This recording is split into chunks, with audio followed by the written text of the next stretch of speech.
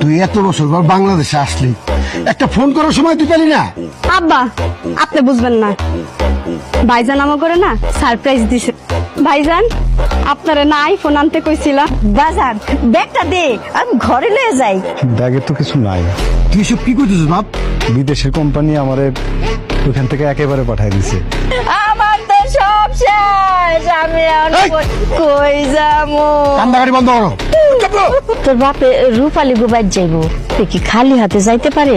কিছু টাকা দেস না বাপ, মানে কিছু টিনা টিনা লয়ে যাইবো আর কি। আমি কই থেকে টাকা দিব? আমি কেমনে আইছি তোমরা তো খুব ভালো করেই জানো। তাছাড়া আমার নিজের চিকিৎসার টাকাই তো আমি পাইতেছি না। টাকা দিবি না, ভালো কথা, এত কথা শোনানোর কি আছে? এই, ওর সাথে কথা বলে কোনো লাভ নাই। ও একটা বেইমান হয়ে গেছে। চলো, ও একটা বেইমান হয়ে গেছে গা। বিদেশ গিয়ে মাল কামায় বন্ধু বান্ধবরে ভুলে গেছে গা। এতটুকু ভুল ধারণা। তো তোরা কি মনে করিস প্রবাসী গিয়ে মানুষ টাকাই কামায়? এত টাকা কামায়? বুঝবি না তোরা প্রবাসী যন্ত্রণা কখনোই বুঝবি না। প্রবাসী বুঝে প্রবাসী যন্ত্রণা। আচ্ছা ঠিক আছে, তুই তো আমার কাছে বলছি যে অনেক কিছু আনতে, আমি আসলে তোর লাগে না কিছু আনতে পারি না। আরে বন্ধু আনবি কেমনি? বিদেশে গিয়ে তুই খেত ছাকায়া চেহারাটা এরা বেন মতো বানাই ফেলাইছস, আর আমাকে সব বন্ধু বান্ধবরে ভুলে গেছস গা। তোর লগে আমার কিছু গুরুত্বপূর্ণ কথা আছে। কি করবে আব্বা কও? তুই আজকে থেকে তোর বউরে নিয়ে আলাদা খাবি। আলাদা খাবো মানে? হ্যাঁ, আলাদা খাবি। তোর লগে আর এক লগে খাওয়া আমার পক্ষে কোনোভাবে সম্ভব না। রাজু তুই কি কইতেছস? বুঝতে শুনে কইতেছস তো? হ্যাঁ, আমি বুঝা শুনে কইতাছি, তোরে আর তোর বউরে চালানো আমার পক্ষে সম্ভব না, আর এই সামর্থ্য আমার নাই। এই সংসারটা আমি তিল করে করে তুলছি।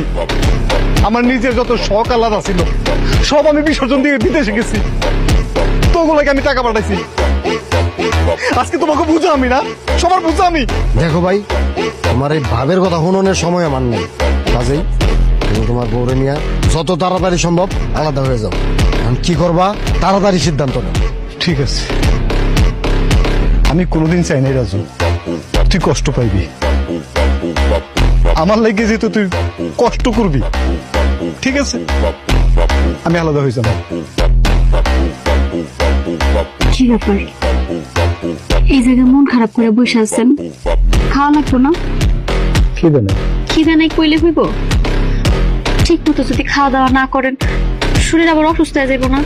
শরীর কি জীবনের প্রতি তো মায়া নেই। আপনার একটা কথা কই শুন, সুখ দুঃখ মিলায় মানুষ। এই দুনিয়াতে কোনো মানুষই সুখে নাই, আর তাছাড়া আল্লাহ এই দুনিয়াতে মানুষের পাঠায় সুখ দুঃখ